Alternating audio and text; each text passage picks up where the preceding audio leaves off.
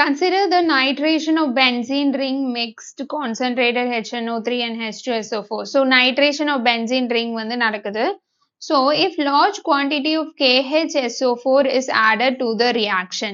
So நம்ம nitration பண்ணிட்டு இருக்கோம். அந்த டைம் KHSO4 add பண்ணா என்ன ஆகும்? Rate of nitration decrease ஆகுமா? Increase ஆகுமா? Change ஆகாதா? What will happen? So இதுக்கு வந்து நம்மளுக்கு வந்து ஜென்ரலா இந்த electrophilic substitution reaction தானே இது நடக்குது. ஸோ அதோட மெக்கானிசம் லைட்டா தெரியணும். Okay, substitution reaction. ஸோ இது ஒரு நைட்ரேஷன். ஸோ இதுல NO2 பிளஸ் தான் எலக்ட்ரோஃபைல். இந்த எலக்ட்ரோஃபைல் ஃபார்ம் ஆகும் இனிஷியலி. எப்படி ஃபார்ம் ஆகும் அப்படின்னா, so H2SO4 வரைஞ்சுக்கோங்க.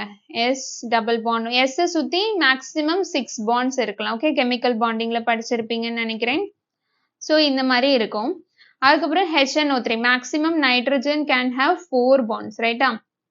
HNO3, so O minus, இது plus இருக்கும். ஓகேவா? ஸோ இப்போ இதுல வந்து இது ஆசிட் ஆகும், H2SO4 ஆசிட் ஆகும், இது பேஸ் ஆகும். ஆசிட்னா என்னது? Proton donor. ஸோ இந்த புரோட்டானை இது வந்து இதுக்கு கொடுத்துரும். பேஸ் வந்து என்னது? புரோட்டானை அக்செப்ட் பண்ணுது. இந்த O இருக்குல்ல, அது வந்து அந்த எலக்ட்ரானை வச்சு அந்த H பிளஸ் அக்செப்ட் பண்ணுது. அப்போ இது வந்து ஒரு பேஸ். ஓகே, ஸோ என்ன ஆகும் அப்படின்னா நம்மளுக்கு OH அண்ட் தென் இது O மைனஸா மாறிடும். ஏன்னா இந்த எலக்ட்ரான் இங்க போயிடும்ல. அப்புறம் ஃபர்தரா உங்களுக்கு என்ன கிடைக்கும்? O மைனஸ், அப்புறமா OH2 மாறிடும் இது. ஏன்னா இது H பிளஸ் அப்ஸ்ட்ராக்ட். ஸோ இது வந்து பிளஸ் ஆயிரும். அப்புறம் என்ன ஆகும்? இந்த நெகட்டிவ் சார்ஜ் இங்க வந்துட்டு இந்த H2O அப்படியே போயிடும். ஸோ உங்களுக்கு என்ன கிடைக்கும் அப்படின்னா NO2 பிளஸ். இதுதான் எலக்ட்ரோஃபைல். ஸோ இந்த ரியாக்ஷன்ல இஃப் இன்கேஸ் நீங்க KHSO4 போட்டீங்க அப்படின்னா, ஸோ இந்த பர்டிகுலர் இது என்னது? இதை சிம்பிளிஃபைடா எழுதணும்னா HSO4 மைனஸ் கிடைக்கும். அப்படிதானா? ஸோ இந்த ஸ்ட்ரக்சரை சிம்பிளிஃபைடா எழுதி, இப்போ KHSO4ல என்ன கிடைக்கும்? K பிளஸ் இருக்கும், HSO4 மைனஸ் இருக்கும்.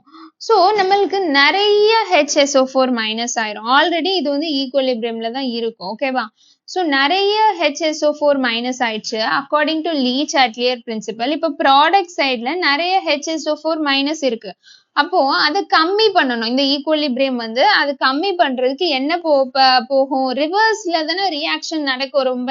ஸோ ஏன்னா இதுக்கு வந்து HSO4 கம்மி பண்ணணும். அப்போ என்ன நடக்கும்? ரிவர்ஸ்ல ரியாக்ஷன் அதிகமா, so backward reaction, so formation of H2SO4 and HNO3 அதிகமாயிரும், forward reaction கம்மி ஆயிரும். Okay, so the rate of the reaction is slower. okay, so Le Chatelier principle படி என்ன, ரியாக்டன்ட் சைட்ல இப்போ நிறைய இருக்குன்னு வச்சுக்கோங்க. ஸோ ப்ராடக்ட் நிறைய கிடைக்கும்.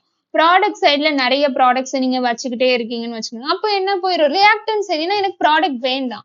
ஈக்குவலிபிரியம் உடனே எங்க போயிடும்? Reactant side. அதுதான் இங்க நடக்கும். So reaction is getting slower. Okay, so option D is the correct answer. Okay, thank you.